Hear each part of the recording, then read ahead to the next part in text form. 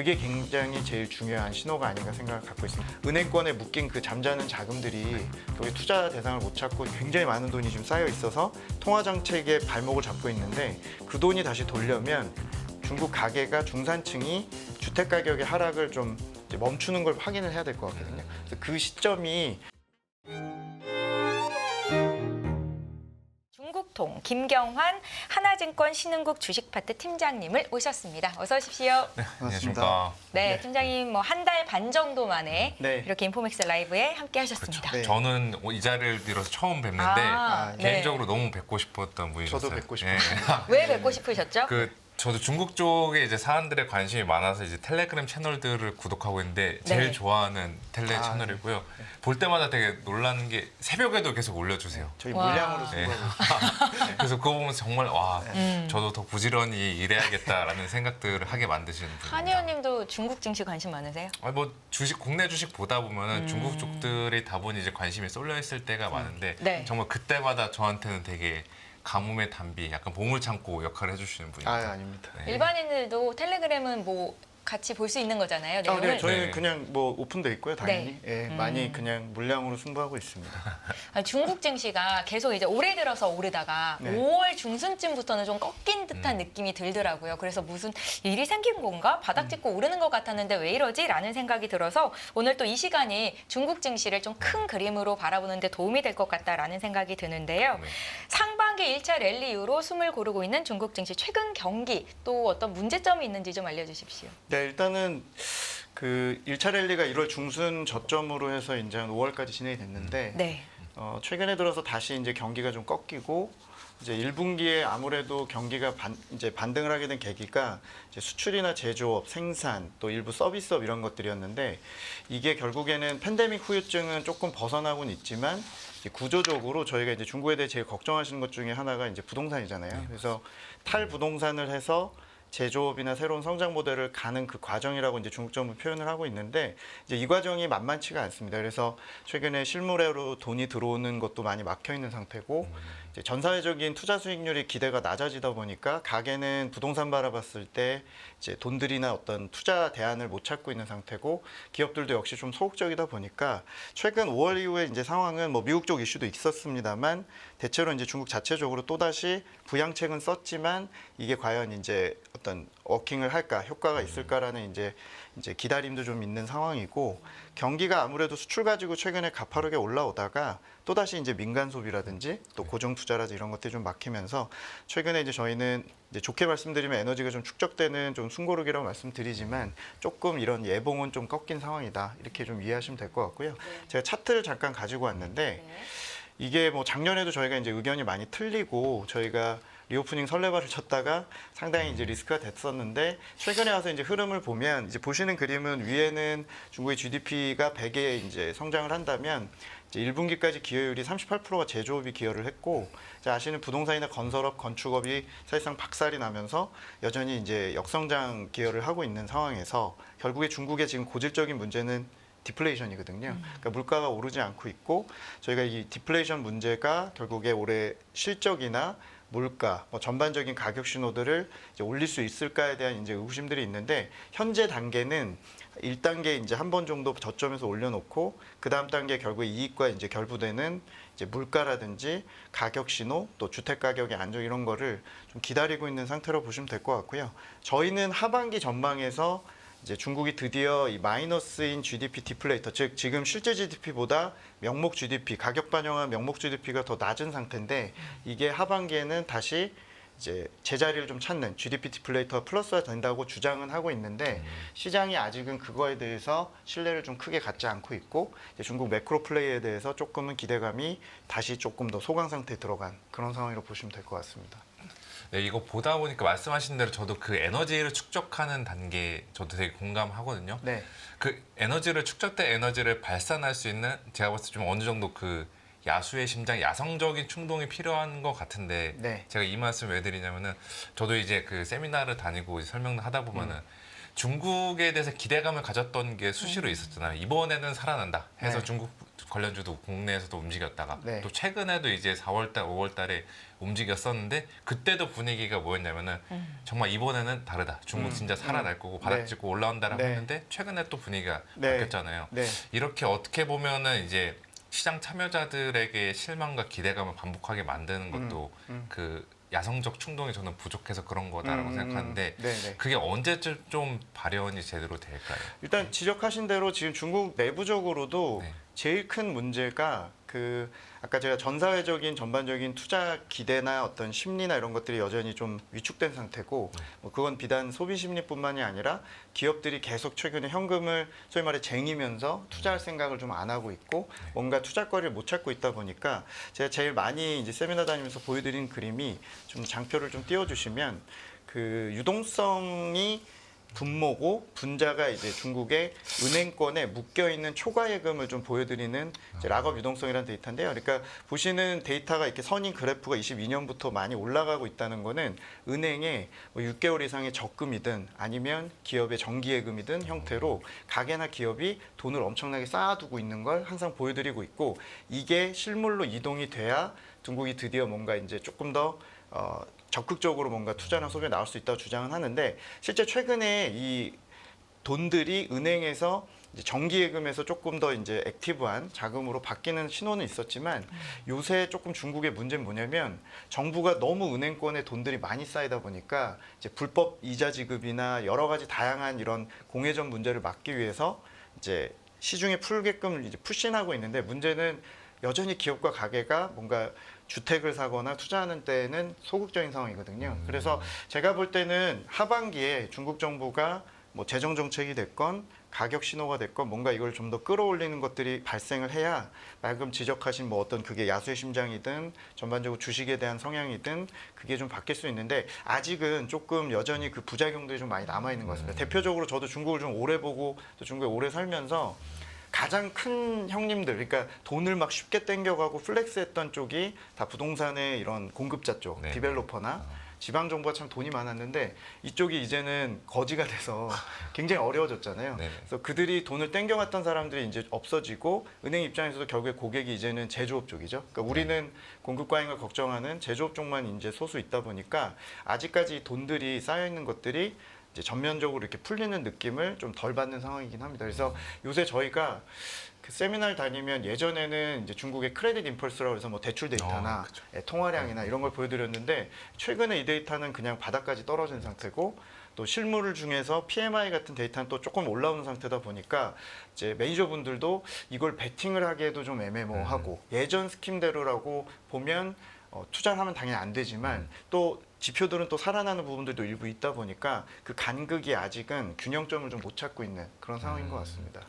지금 자리는 어떻게 보면은 굳이 여기서 더 비관적으로 볼 필요는 없는 위치 상황이라고 보시면 될 것 같아요. 저는 그렇게 보고 있습니다. 일단 뭐 여러 가지 뭐 재고 사이클이나 이번 팬데믹 때 후유증 같은 것들은 다행히도 이제 중국의 인민들이나 기업들이 좀 벗어는 났는데 이제 예전에 저희가 중국의 고부채 구조상으로 봤을 때 뭔가를 세게 부양을 하고 통화 정책이 워킹을 하고 이런 것들을 봤던 상황에서 이제는 재정을 봐야 되고 또 다른 지표를 좀 봐야 되는 상황이다 보니까 네. 이제 그거에 대한 베팅은 아직 공격적으로 하실 필요는 없지만 조금 바닥에 왔기 때문에 가격이 좀 더 먼저 오르거나 혹은 재고 사이클이 먼저 빠져나가면서 오늘 뒤에도 뭐 말씀하시겠지만 화학 같은 것들이나 네네. 가격이 오르는 섹터들이 분명히 있긴 하거든요. 그래서 산업단에서는 저희가 분명히 말씀드릴 섹터들이 있는데 이제 전체적으로 중국을 보는 시각에서 이제는 뭐 바닥이니까 공격적으로 이제는 부양을 쓸 거다 이런 쪽에 대한 베팅은 아직은 조금 확인 사항들이 좀 많이 남아 있는 게 아닌가 이렇게 생각을 합니다. 아니, 고질적인 문제가 디플레이션이다라고 말씀을 하셨는데 사실 1분기 중국이 5.3%인가 네. 성장을 했잖아요. 네, 그런데 왜 디플레이션이 계속 문제가 되는 건지 조금 고민이에요. 일단은 가격이 저희가 이제 대표적으로 중국이 생산자 물가가 저희는 제일 중요한 지표라고 말씀을 드리죠. 그러니까 미국은 CPI를 보고 네. 중국은 PPI를 봐야 되는데 최근에 PPI도 보면은 중국이 이렇게 K자 형태로 일부 품목들은 굉장히 오르고 있는데 이제 전반적으로 공산품이나 소비재 관련된 수요와 관련된 것들은 가격이 여전히 낮다 보니까 전반적으로 이제 물가가 낮은 상태가 유지가 되고 있고 작년에도 중국이 물가가 오르지 않는 상태에서 이제 기존에 우리가 알고 있는 부동산 밸류체인이 한번 망하듯이 이렇게 안 좋아지다 보니까 전체적으로 가격 인하 전쟁이 벌어지고 우리가 중국에서 보는 건 계속적으로 이제 가격이 떨어지는 것들만 확인을 하다 보니까 전체적으로 저희가 반영하는 뭐 명목 GDP라든지 물가 지표들은 여전히 좀 낮은 상태에 있는 상황입니다. 사이클로 보면 저희가 하반기에 중국 물가가 오른다고 저희는 보고는 있는데 네. 이게 속도가 너무 느리고 워낙 완만하게 오르다 보니까 이제 그 부분에 대해서 시장이 여전히 수요가 안 좋다. 여전히 공급 과잉이다. 여전히 얘네들 성장 모델 못 찾았고 밖으로만 계속 디플레이션을 수출하고 있구나라고 지금 판단하시는 것 같아서 네. 저희가 조금 요새 관심이 좀 많이 줄긴 했지만 그래도 국내 입장에서 좀 보셔야 되는 것 중에 하나는 그 와중에서도 중국의 수출 가격이 이미 바닥을 찍고 올라오고 있고 오늘 이제 말씀드린 생산자 물가도 이미 마이너스긴 합니다만 여전히 계속 오르는 징후를 보이고 있기 때문에 이제 그런 신호를 저희가 3분기에 좀 보시기를 좀 말씀을 드리고 있는 상황입니다. 그 중국의 이 물가 상황이 다들 좀 관심을 많이 갖는 게 서로 바라보는 시각이 조금 다른 것 같아요. 네. 어떤 거냐면 중국이 이제 물가 올라가서 인플레이션, 리플레이션 되면은 중국 경기 살아나는 것들은 좋고 수요 올라오는 것들은 오케이인데 반대로 이제 전 세계한테 인플레이션 한 번 더 주입시키면서 이게 네. 뭐 연준이나 20이나 다른 나라 중앙은행들로 네. 하여금 네. 통화 정책을 다시 한번 생각하게 그렇죠. 만드는 네. 그 이야기도 있더라고요. 네네. 그 부분에 대해서는 어떻게 생각하세요? 저는 그거는 이제 1단계가 아직은 지나진 않아서 지금 위원님 얘기하신 거는 저는 2단계 고민이라고 좀 생각을 합니다. 그러니까 이게 중국이 지금 거의 달나라에 있는 것처럼 그러니까 지난 3, 4년 동안 좋게 말씀드리면 하도 생산하고 공급망만 중시하다 보니까 결국에 정말 좀 속된 말로 미친 듯한 캐펙스와 여러 가지 투자나 제조업에 대한 어떤 확장을 하다 보니까 결국에 이제 별도로 여기서는 그냥 물가가 안 오르는 국면이 돼버려서 밖으로 밀어내는 것도 결국에는 예전에는 PPI가 오르면 분명히 이제 다음 단계가 중국이 인플레 수출을 할 수도 있다고 봤다면 지금은 너무 완벽하게 싸져서 지금을 밀어내는 게 오히려 당장 기여를 할 것 같고요. 오히려 인플레 억제하는데 근데 다음 단계에서 이제 중국 경기가 내년쯤에 부동산도 바닥을 찍고 전반적으로 좋아지면 그 다음 단계는 예전 상황으로 저희가 걱정을 해도 되는데 지금은 오히려 중국이 당장은 디플레이션을 탈출하고 네. 이제 우리 같은 수출 경쟁국들이 염가 경쟁을 해야 되는 상황을 좀 진정시켜 줄 수 있는 이제 공급 과잉이 완화되는 걸 먼저 보시는 게 그러니까 조금 더 좋게 보시는 게 저는 1단계라고 생각을 좀 하고 있습니다. 그러면 진짜 뭐 개인적인 이제 실생활에 좀 적용해 보면은 그 말씀하신 2단계로 가면은 저희도 이제 더 이상 예전처럼 뭐 알리나 테무에서 싸게 사기는 어려운 거예요, 그지? 아마 그것도 좀 시간이 걸릴 것 같아요. 그러니까 지금 이게 거의 저희가 중국이 크로스보더 이커머스 자체가 구조적인 부분도 있기 때문에 네네. 당장 뭐 중국이 전기료를 올리고 내부적으로 이제 못 견디겠다 싶어서 이제 올리는 신호들이 확인이 되면 좋은데 중국이 이번에 중국의 소위 말해 생산자 물가랑 기업이익이 항상 똑같았는데 그래도 이번 단계에 생산자 물가가 되게 낮은데 기업이익이 상대적으로 좀 안정적인 거는 그만큼 생산성이 좋아지고 물류 비용이 낮고 여전히 전기료 올리겠다고 약속했지만 몇 년째 안 올리다 보니까 그 인건비를 커버하는 만큼의 완벽한 공급망을 좀 구축을 한 것 같거든요. 그래서 약간 저희가 지금 받아들이고 있는 이 적자 구조가 고착화되는 국내 그 중국발 그 저가 물품들은 조금 더 오래 갈 가능성이 있다고 생각을 합니다. 그래서 조금 이제 섹터마다 느끼는 건 좀 별도가 아닐까. 근데 중국이 어쨌건 지금 전반적으로는 수출 가격이 오르고 이제 장표 잠깐 띄워주시면 네. 그 연결된 김에 저희가 생산자 물가 좀 보여드리는 건데 네. 이번에 초록색 선이 이제 중국의 전년비로 PPI 상승률이고요. 보시는 회색 선은 저희가 PPI를 한 250개 세부 항목을 일일이 이렇게 함수를 걸어서 이제 물량 숫자, 그러니까 오르는 개수가 이제 저희가 이제 좀 선행 지표로 보고 최근에 이제 조금 바닥을 탈출하는 모습을 좀 보이는 걸 좀 보여드리는 건데 결국에는 저는 일단 올해 하반기와 내년 상반기까지는 얘네들의 PPI가 오르는 게 국내 입장에서 좀 좋은 이슈라고 저는 생각을 합니다. 전반적인 중국 관련주들의 이익 추정치의 어떤 변화나 또 얘네들과 경쟁하는 해외 시장에서 이런 경쟁들이 제값을 좀 받기 시작할 수 있는 부분이 될 수 있기 때문에 1차로는 저희가 PPI가 오르는 게 더 호재라고 저는 생각을 하고요. 이제 그 다음 단계에 저희가 우리나라가 이제 적자 구조가 돼서 날라오고 있는 저가 제품에 대해서는 양극화가 좀 커지지 않을까 생각을 합니다. 물론 확실한 건 중국이 지금 밖으로 이제 수출하는 가격들이 최근에 계속 오르는 상황이기 때문에 이런 쪽에서는 똑같이 이제 가격들이 조금씩 상향될 수 있는 뭐 화학이라든지 저희가 뭐 배터리나 뭐 기타 이제 저희가 경쟁하는 산업들은 추정치의 변화가 좀 있을 수 있는 시기가 하반기에 있지 않을까 이렇게 생각을 좀 갖고 있습니다. 그 말씀하신 거 들어보면은 올해까지는 모르겠지만 네. 내년도부터는 그 저희도 이제 매년마다 그 주식시장 내 주도주를 선정하잖아요. 선정이 그렇죠. 되잖아요. 네, 근데 네. 국가 단위로도 주도 국가도 선정이 되잖아요. 그렇죠. 네. 왠지 중국도 내년엔 좀 유력한 후보군에 들어가 있지 않을까라는 좀 생각들 하게 되네요. 저희는 뭐 팔이 안으로 굽으니까 네. 저희 담당자 입장에서 그런데 자산 배분 관점에서 보시더라도 지금은 이제 중국이 왕따고 자산 배분 관점에서도 좀 탈중국 혹은 뭐 비중국 플레이가 좀 더 우선시 됐다면 내년에 신흥국이 전반적으로 회복하는 과정에서 어느 정도는 중국 포지션을 좀 가져가는 게 저는 좋을 거로 생각합니다. 근거는 중국의 재고 사이클이나 가격 신호 그리고 여기서 좀 더 더해서 주택 가격이 지금 만 3년 동안 조정을 받았는데 네. 이제 건설 경기보다는 이제 주택 가격 먼저 이제 하향 안정화된다면 내년에는 조금 자산 배분 관점에서 뭐 일본도 좋고 인도도 좋고 다 좋습니다만 시장이라는 게 계속 한쪽으로만 갈 수는 없는 거니까 중국도 어느 정도는 해칭을 하는 거 이상으로 조금 중국 포지션을 가져가실 수도 있다고 생각합니다. 예. 그래도 G2 국가니까 이렇게 시장에 아무도 관심을 갖고 있지 않을 때 이제라도 관심을 갖고 조금씩 담아보는 것도 방법이 될 수 있겠다라는 생각이 들어서 말미에 또 투자 전략에 대해서는 자세히 여쭤보도록 하겠고요. 앞서서 부동산 시장은 아직 바닥을 찍지 않았다. 내년쯤이라고 말씀을 하셨던 것 같습니다. 연착륙 가능성도 있습니까? 사실은 부동산의 경우는 최근에 이제 중국에서 5.17 대책이라고 그래가지고 네. 지난달에 딱 이제 거의 한 달 됐는데요.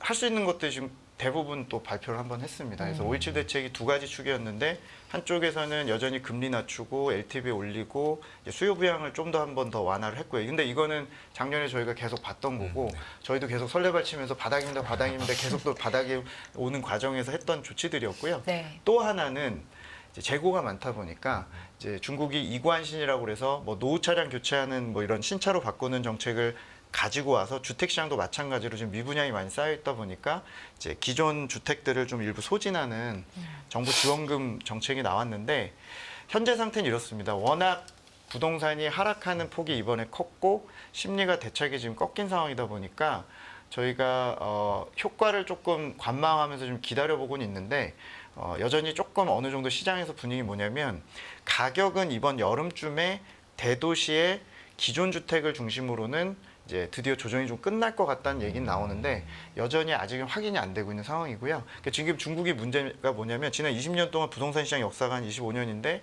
올라가면서 사는 것들만 인민들이 했기 때문에 사실 지금같이 3년 동안 깊게 조정을 받았던 적이 없고 아무리 중국이 금리를 낮춰놔도 오히려 지금 조기 상환을 한다든지 이렇게 심리 자체가 좀 많이 깨진 상태예요. 네. 그러다 보니까 공급자들도 지금 망하다 보니까 신규 주택의 분양을 들어가지도 않는 상태에서 이제 저희가 기존 주택이라는 데이터를 가지고 이제 가격 안정을 좀 보는 상황이다 보니까 여전히 조금 좁은 문을 통과하는 상황이고 5.17 대책의 효과가 없진 않겠지만 추가 대책을 좀 더 기다리고 있는 그런 상황이라서 지금은 저희가 아직 시그널을 드리긴 좀 어렵고 근데 만약에 저희가 어차피 저희도 뭐 강남이나 마용성이 먼저 주택 가격의 상징성을 가지듯이 중국도 1선 도시 4개와 2선 도시 이제 항저우나 이런 거의 우리나라의 서울시급이 된 이런 2선 도시들이 최근에 매물이 엄청 쌓이면서 반면에 이제 거래량도 늘어나고 상당히 지금 바쁘게 이제 그 급매물들이 지금 소화가 되고 있어서 만약 저희가 다음 이제 제 출연이나 7월 전에 이제 가격이 조금 대도시부터 안정이 된다면 중국의 뭐 소비주나 재화 소비나 이제 역자산 효과에서 피해를 봤던 쪽도 이제 지켜보시라는 말씀 좀 드리고 있는데 아직은 여전히 조금 힘든 험로를 가고 있는 상황이다 이렇게 보시면 될 것 같습니다. 결국에는 부동산 경기의 바닥이 중국의 전체적인 네. 모든 것들을 네, 관장하겠네요. 뭐 워낙 이게 크고 저희가 하반기에 중국 건설 건축 경기가 탁 바닥 찍는다고 말씀드리면 그건 거짓말일 것 같고요. 지금은 순서가 건설이 먼저가 아니고 건설은 어차피 이제 3년 전부터 신규 착공이 줄어서 하반기부터 대도심 공급이 주니까 이제 그냥 그쪽은 그렇게 돌아가는데 제일 중요한 거는 소비가 지금 좀 형편없잖아요. 그러니까 중국 소비가 예전만치 않고 워낙 가성비 따지고 재화 소비가 안 일어나고 이런 것들이 우리 입장에서 충격이 컸는데 결국에 그게 이제 끝나려면 중국 가계가 중산층이 주택 가격의 하락을 좀 이제 멈추는 걸 확인을 해야 될 것 같거든요. 그래서 그 시점이 이번 뭐 빠르면 이번 여름일 수도 있고요. 조금 더 길어진다면 하반기 4분기라고 본다면 그게 굉장히 제일 중요한 신호가 아닌가 생각을 갖고 있습니다. 아까 제가 은행권에 묶인 그 잠자는 자금들이 여기 투자 대상을 못 찾고 굉장히 많은 돈이 지금 쌓여 있어서 통화 정책의 발목을 잡고 있는데 그 돈이 다시 돌려면 상징성 있는 이런 주택 가격이라는 지표들이 조금 바뀌는 게 굉장히 저는 의미가 크다고 생각을 합니다. 예. 아까 그 야성적 충동을 자극하려면 주택 그렇죠. 가격이 예, 반등이 가게는 그게 달려있네요. 바로미터가 네. 될 것 같습니다. 갑자기 알겠습니다. 든 생각인데 중국 인민들은 미국 증시 투자할 수 있나요? 아주 자유롭게 못 하고요. 네, 이제 뭐 제한이 있습니다. 뭐 출시된 상품 위주로는 할 수는 있는데 네. 저희처럼 직접 이렇게 막 엄청나게 이렇게 열기 있게 하지는 못하고요. 뭐 지수형 투자나 ETF 형태나 이제 중국에서 허가를 받은 상품들을 가지고는 할 수 있고 일부 이제 ADR 종목이나 이런 건 가능은 한데 저희처럼 이렇게 공격적으로 자유롭게 할 수는 없죠. 아니 워낙에 쌓여 있는 자산이라고 하나 이렇게 많다 보니까 또 미국 증시에 관심 갖는 분들도 많지 않을까라는 생각이 엔비디아 들어서. 사고요. 실제로 최근에 그래서 네네. 좀 그 홍콩 쪽으로 배당주 투자나 아. 이제 최근에 계속 그런 저위험 고정금리 상품만 투자를 하다가 워낙 국채금리나 그 전반적인 금리가 형편없이 빠지다 보니까 그 돈들이 더 이상 이제 투자할 때를 못 찾다 보니까 최근에 고액 자산가들 중심으로 홍콩의 배당주가 워낙 싸고 중국 정부가 지금 나름 밸류업 정책을 쓰면서 배당을 굉장히 강제하는 정책을 쓰고 있거든요. 네. 그래서 돈들이 조금 알게 모르게 최근 홍콩 증시가 좀 멈춰 있는 구간에 상당히 많은 그 사우스바운드 자금들이죠. 그러니까 중국 본토의 홍콩 투자 자금들이 굉장히 지금 많이 들어가고 있긴 합니다. 그래서 뭐 그런 식으로 이제 조금씩 새 나가고 있는 거죠. 네. 네. 7월 3중 전회가 개막이 임박했다는데 이게 어떤 중요한 의미가 있는 겁니까, 팀장님? 사실 예전이었으면은 중국이 삼중전회를 하면 네. 그래도 꽤 관심이 높았었습니다. 요새는 조금 왕따가 됐지만 이번 삼중전회가 뭐냐면 시진핑 집권 3기가 이번에 20기로 넘버링이 돼 있고 네. 5년을 하게 되는데 5년 동안 당대회라는 거는 보통 7번의 소집이 있고요. 그래서 1중전회부터 7중전회로 저희가 네이밍을 하는데 3중전회는 보통 매 5년마다 할 때 세 번째 이 당대회가 이제 경제개혁을 정하게 되고 이제 중국 매니저들은 3중전회에서 매크로 플레이의 자산 배분이나 큰 틀을 잡고 다음에 하는 5중전회에서 이제 섹터를 정하는 형태로 3년, 5년 단위의 이런 전략을 많이 세우긴 하는데요. 이게 원래 작년에 10월에 했어야 되는데 아. 요새 이제 그 1인자가 워낙 그 어떤 규칙들을 깨다 보니까 작년에 미뤄진 이제 거예요, 이게? 네, 패스를 해버렸죠. 그래서 상당히 중국 투자자들도 조금 많이 불안감을 느꼈고 이게 숙제가 많은 건가 아니면 뭔가 이게 불안한 건가 그랬는데 네. 다행히 이번에 7월로 이제 하게 됩니다. 그래서 일단 과거 5년 전에 이제 저희가 사례를 보면 이번 삼중전회가 7월 한 중순쯤에 할 것 같은데 대체적으로 이제 내년에부터 시작인 5개년 계획 같은 것들도 설정을 하고 최근에 이제 미국이 계속 공격을 하니까 이제 기술 자립이나 반도체나 AI 쪽에 대한 이런 얘기도 하게 되고 좀 큰 틀을 잡습니다. 그러니까 단기 부양 얘기를 하는 자리는 아니고 미국에 대한 어떤 출사표를 던질 건지 아니면 또 도광야기로 돌아가서 좀 겸허하게 갈 건지 또 내부적으로 지금 이 지방 정부가 정말 신불자 같이 지금 돌아가는데 얘네한테 이제 지방 정부에게 어떤 세원을 줄 건지 그래서 최근에 소비세 얘기가 이제 다시 나오기 시작을 했고 뭐 이런 큰 굵직한 이벤트이기 때문에 중국을 조금 이제 저희가 준비하는 마음으로 조금 보실 때 틀이 잡히는 회의이기 때문에 저희가 나중에 분석을 해드리겠지만 조금 그래도 주목을 하실 필요 있다 이렇게 생각을 합니다. 이거를 통해서도 또 단기적으로나마 시장의 분위기가 조금 바뀔 수가 있는 거긴 하겠네요. 그렇죠. 왜냐하면 워낙 안 하던 그러니까 스킵 자체를 그러니까 계속 꼭 해왔던 건데 일단 10개월 이상 미뤄졌고 이번에 하면서 약간 이제 중국 정부가 작년부터 보면 좀 정신없이 국가 내부적으로 막 그런 규제나 통제를 더 강화하고 데이터나 뭐 여러 가지 이제 국가 그 어떤 기구 개혁이나 이런 걸 먼저 치중하다 보니까 내수는 그냥 조금 나쁘게 말씀드리면 조금 알아서 그냥 회복하라는 식으로 이렇게 오다 보니까 경제에 대해서 좀 확신을 못 가졌고 섬세함이 없었는데요.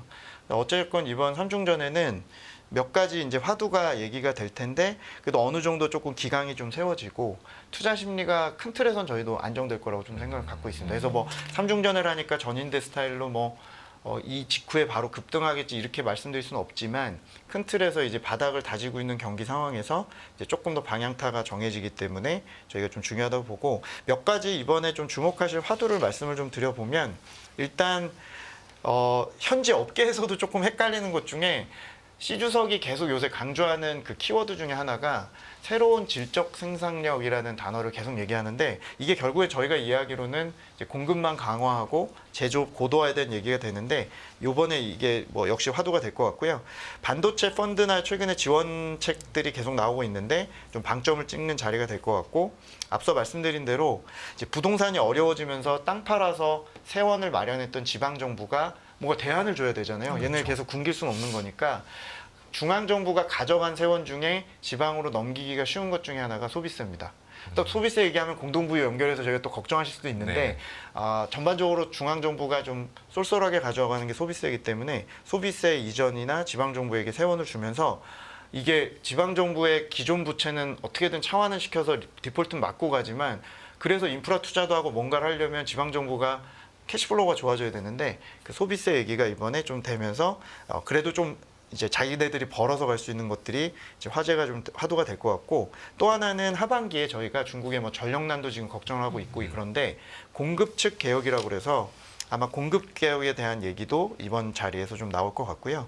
그리고 역시 자본시장 개혁 관련해서 최근에 이제 중국이 4월달에 밸류업 정책 비슷하게 이제 발표한 정책이 신국 구조라는 정책이 있었는데 아마 주식시장 좀 띄우기 형태의 주식시장 개혁 방안도 이번에 좀 발표가 될 것 같아서 아마 시장의 반응은 저는 조금 낙관적일 거라고 생각을 갖고 있고 이제 중요한 거는 우리 입장에서 이제 미국과의 어떤 공격적인 대응이냐 아니면 미국에게 좀 한 수 무르고 조금 더 조용하게 잠행해서 갈 거냐에 대한 부분도 차후에 조금 판단을 좀 내려드릴 예정입니다. 그 말씀하신 데 밸류업 이야기가 나와 네. 좀 궁금한 부분이 있는데 네.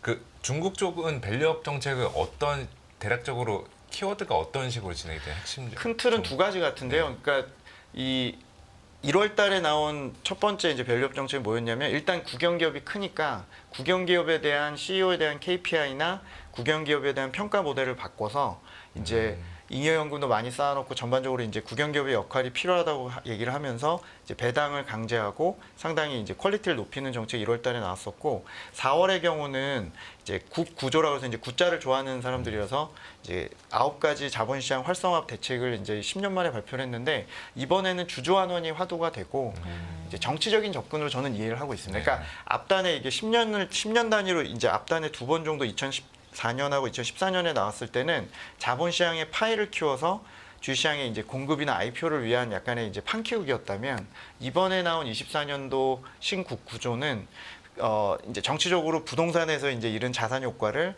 주식을 통해서 푸시를 하는 거죠. 그래서 세칙은 아직 다 안 나왔는데 뭐 중국 금융 쪽에 상당히 관치금융인 거 아실 거고 푸시가 굉장히 강한 거 아실 텐데요. 배당을 강제하고 자사주 소각이나 전반적인 ROE 관리나 이런 거를 조금 특정하면서 조금 이제 주주에게 조금 그러니까 투자자들에게 좀 더 유리하게 가는 걸로 저희가 이해를 하고 있어서 아마 이번에 이제 삼중전에 하면서 좀 더 그거를 푸시하는 그 이제 말들이 좀 많이 나올 것 같고요. 그래서 저는 개인적으로 대형 지수에 이런 배당주가 좀 많이 들어가 있는데 마침 또 중국 기업들이 많이 쌓고 있거든요. 네. 그래서 이제 벌써 중국이 성장주 얘기를 안 하고 저희가 막 그 어떤 고배당 컨셉을 고배당. 말씀드리는 건 조금 마음 아픈 얘기긴 한데 그래도 어찌됐건 지금 중국 매니저들이 꽂혀 있는 주식은 고 ROE 그리고 ROE나 이제 ROE가 높고 고배당 쪽 컨셉에서 중국 정부의 푸시에 이런 반응을 할 수 있는 주식을 많이 찾고 있기 때문에 항생에 이런 들어있는 이제 대형 지수들 이런 고배당이 많이 들어있는 것들은 내년까지 꾸준히 자금들이 좀 이동하지 않을까라고 저희가 좀 주장하고 있습니다. 저도 그 매니저분들의 생각에 좀 어느 정도 동의가 된다라고 네. 된다고 생각하고 있는데 네. 왜 그러냐면 저희 우리나라 밸류업 같은 경우는 지금 뭐 은행이나 자동차 같은 경우는 이제 주주환원이 여러 가지 네. 실적을 해서 주가 신고점 찍었는데 다른 밸류업주들은 주가가 별로 못 그쵸, 갔잖아요. 양극화였죠. 반대로 이제 일본 네. 같은 경우는 전체적으로 밸류업 프로그램이 효과적으로 작동해서 니케이 막 4만도 갔다 오고 네. 그랬는데 여기서 이제 많은 분들이 보는 차이점은 강제성이다. 일본처럼 강제성을 부여해야지 우리나라도 밸류업이 그렇죠. 된다라고 네. 했는데 네.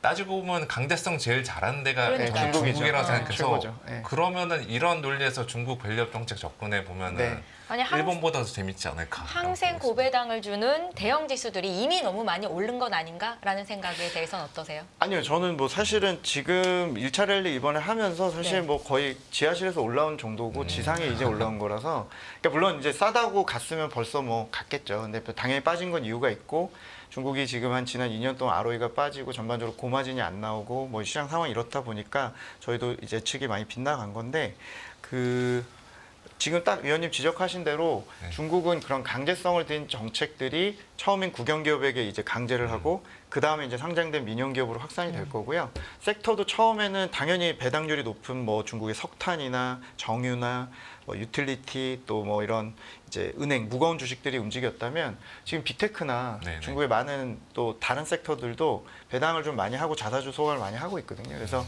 이게 확산이 될 가능성이 좀 높기 때문에 조금 강제성으로 본다면 중국 배당주도 상당히 매력이 있다. 그리고 홍콩도 그런 주식이 똑같이 복제가 돼 있기 때문에 네. 이제 그런 쪽에서 접근을 한다라고 보시면 될 것 같습니다. 참고 잘 해보겠습니다. 네. 하반기 중국 경기 부양책과 기대에 대해서 지금 말씀을 해주고 계신데 혹시 저희가 체크해 볼 만한 리스크 요인도 있을까요? 네. 사실 가장 큰 리스크는 저는 개인적으로 하반기에 뭐 미국 쪽의 어떤 견제나 통상 마찰이나 뭐 이번 대선 앞두고 그런 리스크보다는 결국에 내부적으로 중국의 지금 자금들이 돌지 않는 문제들을 어떻게 해결할 거냐에 대한 부분이 제일 큰 것 같습니다. 그러니까 결국에는 여기 장표 잠깐 띄워주시면 저희가 하반기 전망에서도 네. 크게 이제 하반기 기대 요인 중에 세 가지가 재정 정책을 올해 전략 후강으로 쓰겠다고 중점을 얘기를 했기 때문에 하반기 재정 정책이 이제 집중이 되니까 그 부분 첫 번째고 두 번째가 수출 경기가 작년보다 분명히 좋을 거고요.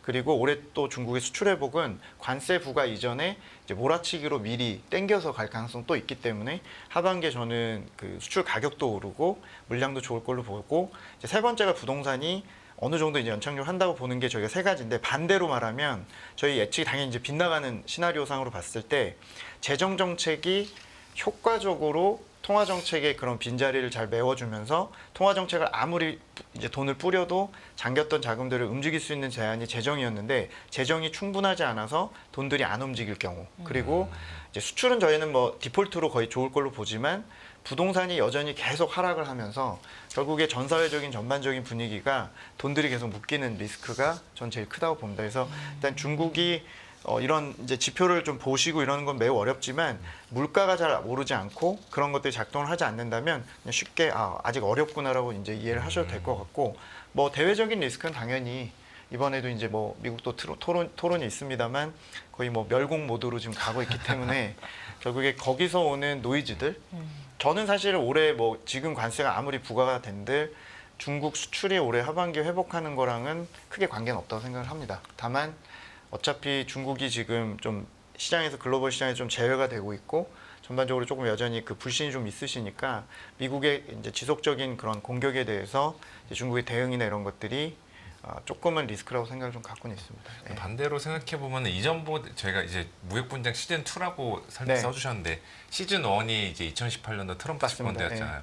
그때보다는 대응 능력, 그 방어 능력이 더 잘 구축이 되지 않았나요? 아까 여기 말씀하신 네. 것처럼 공급망들 네. 제대로 구축해 놨다고 이야기하셨으니까 네. 그거 보면은 트럼프가 됐을 때에도 불구하고 무역 분쟁 시즌 2가 실행이 된다고 하더라도 이전만큼 충격은 좀 덜하지 않을까 싶어요. 저도 동의합니다. 그러니까 물론 이제 당연히 18년에도 저희가 내부적으로는 금융 규제를 막 하고 있었고 또 트럼프의 공격이 생각보다 날카로웠기 때문에 그때는 좀 정신을 못 차린 것 같고요. 근데 이제 지금 5년 동안 중국이 나름 이제 갈고 닦은 것들이 어차피 이제 누가 되더라도 공격받을 건 알고 있고 또 관세에 대한 대응도 충분히 하고 있기 때문에 영향이 아예 없다고는 할 수는 없는데 그냥 저 개인적으로 걱정은 그 두 국가 사이에 껴있는 뭐 저희 대한민국을 네. 포함한 이제 수출국들이 더 오히려 저는 걱정이고요. 중국은 글쎄요, 뭐 이번 당대회 때 저희가 어떻게 보일지 모르겠는데 제가 아까 출사표라고 표현한 건 뭐냐면 결국에는 때릴 거 알고 우리는 다 이 저가 구조로 갈 거다. 우리는 그냥 죽기 살기로 이렇게 지구전으로 갈 거고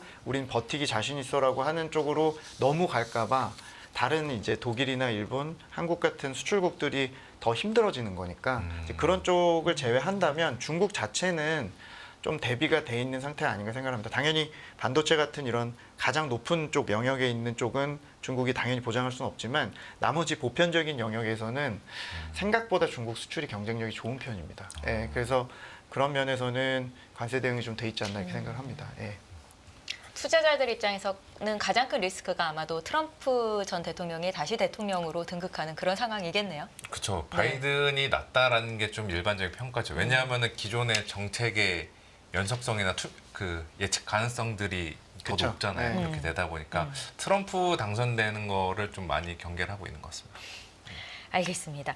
이거는 그냥 개인적인 질문일 수 있는데 그 중국의 인민들이 지금 소비를 많이 안 하고 있는 게 지금 문제시 되고 있다고 말씀을 계속 하고 계시잖아요. 그런데 이제 중국 시장에서도 뭐 테슬라나 애플의 아이폰이 많이 안 팔린다라는 얘기가 있는 게 이게 애국 소비 때문에 조금 많이 치중이 돼 있다고 보시든지 아니면 정말 이제 소비를 안 하기 때문에 이들이 소비를 하기 시작하면 다시 테슬라나 애플 같은 기기를 살 수 있다라고 보시는지 의견 좀 여쭙고 싶어요. 일단 작년부터 올해 초까지 놓고 보면 두 가지가 다 겹쳤던 것 같습니다. 그러니까 뭐 하와이가 됐건 로컬 브랜드가 좋았던 것도 있고 네. 또 재화 소비가 안 좋다 보니까 거기서 파이가 커지지 않으면서 거기서 이제 좀 그 외국 브랜드들이 밀렸던 부분이 있는데요. 그러니까 저 개인적으로 제가 뭐 업종 담당자는 아니지만 네. 하반기에 저는 애플이 됐건 테슬라가 됐건 중국 내에서의 어떤 반격이 좀 있을 걸로 보고 있고 그게 이제 어떤 뭐 여러 가지 근거를 갖고 말씀드리는 거지만 재화 소비도 어느 정도 이제 성장률에 준하게 올라올 것 같습니다. 그러니까 작년에 참고로 제가 항상 강조드리는 게 실제 작년에 중국의 재화 소비 증가율은 성장률은 5% 나왔지만 거의 2%가 안 됐거든요. 못 따라. 예, 근데 이제 올해는 상반기가 한 3%, 그리고 올해 하반기 한 4, 5%, 내년에 이제 한 5, 6% 정도 저희가 보니까 당연히 예전에 9에서 10%씩 재화 소비하고 막 플렉스하고 뭔가 엄청 쓰던 상황은 안 오죠. 네. 부동산 가격이 V자 반등을 하지 않는 이상. 하지만 상대적이니까요. 작년에 2% 하던 게 이제 5, 6%가 붙으면서 전체적인 성장률도 이제 그 GDP에 붙게 되고 소비가 성장을 하면 결국에 그 경쟁력 있는 테슬라나 애플 같은 브랜드들은 꼭 애국 소비 때문이라고 생각하진 않고요. 그냥 상대적으로 열위에 있던 로컬 브랜드들이 좀 한번 레벨업 된 거고 또 레벨업 하에서 가격 경쟁을 좀 했고 그 왕에서 또 한번 뭔가 뭐 어떤 모멘텀들이 저는 있을 걸로 보고 있어서 역발상으로 좀 생각할 필요가 있다고 생각합니다. 그냥 무조건 추세적으로 밀리는 게 아니고 어차피 또 그 어떤 재화 소비 회복 하에서 또다시 자산 효과가 좀 진정이 되면 어느 정도 저는 플레이를 분명히 할 수 있다라고 생각을 좀 하고 있습니다. 그 지금까지 중국 경기에 대해서 전반적인 이야기들을 인사이트를 제공해 주셨는데 네. 이제 주식 시장으로 넘어와서 보면은 그 혹시 글로벌 펀드들이나 외국인들 이들이 중국 증시를 바라보는 시각들은 어떤가요? 그냥 쉽게 말해 수급 상황 같은 것들은 어떠죠? 돈이 들어오고 있는지 아니면 네. 나오고 있는지 여기에 대해서 좀 궁금합니다. 저희가 이제 큰 틀에서 보면 글로벌 주식 쪽 자금들은 일단 신흥국 내에서 이번 5월 이후로는 이제 일부 이미 좀 한번 들어간 다음에 좀 이제 관망을 하고 있는 것 같고요. 또다시 인도라든지 비중국 쪽 영역에 조금 다시 들어오고 뭐 대만이나 대한민국이나 저희 이런 쪽으로 다시 오면서 최근에 다시 조금 왕따 상태인 것 같습니다. 근데 다만 기본적으로 절대적인 그 액티브 펀드들이나 이런 쪽의 투자 비중 자체가 지금 거의 5년 내 가장 낮은 수준이고 여전히 낮기 때문에 중국 내부적으로 어떤 뭐 가격이 됐건 여러 가지 증명이 되면 또다시 충분히 들어오기에는 좀 쉬운 환경이라고 생각하고요. 지금 자금의 흐름은 조금 멈춰 있는 상태 같아요. 그러니까 올해 1월부터 한 5월 사이에 네네. 그래도 이제 중국에 대해 너무 우리가 과하게 나쁘게 봤다라고 하면서 이제 들어왔던 자금들은 약간의 패시브성 자금이나 해칭 차원의 자금이었던 것 같고요. 공격적으로 액티브 베팅을 세게 하는 자금들이 많이 들어왔다고 볼 수는 없고 거의 아직은 그냥 바닥에 있는 상태가 아닌가 생각을 합니다. 그래서 저는 이제 개인적으로 뭐 미국 장세가 제일 중요한 것 같고 그다음에 인도라든지 이런 쪽도 다시 또 신고가 갱신을 하고 있는데 조금 이제 어느 정도 약간 임계치까지는 오지 않았나. 그래서 어느 정도 이제 이게 조금 더뎌지는 상황이 되면 이제 제가 항상 표현이 어두울 때 조금 잘생겨 보이는 타입이라 중국이 조금 이제 남들이 멈출 때 오히려 조금 더 들어갈 여지는 충분히 있고 사실 빈집 상태에 가깝거든요. 여전히. 네네. 그래서 이제 중국이 좀 증명을 하는 게 필요하고 7월에 꼭 보셔야 되는 거는 이제 생산자 물가가 2년 만에 플러스와 전환이 되고 또 여러 가지 이제 이런 주식 부양성 정책들이 이제 좀 계속 나오는지를 좀 보시면 조금 더 움직임이 있지 않을까 이렇게 생각을 갖고 있습니다. 네, 네, 이제 마지막 질문이 될 수도 있을 것 같은데 이제 투자자들 입장에서 중국 증시를 하반기에 어떻게 바라볼 것인가일 것 같습니다. 가장 아무도 관심이 없을 때가 오히려 매수 기회가 될 수도 있는 거니까 홍콩은 본토 자금이 역사상 최고라고 하던데요. 앞서서 뭐 항생 고배당 대형 지수는 투자도 지금도 물론 괜찮다라는 말씀도 하셨고 어떻게 보십니까?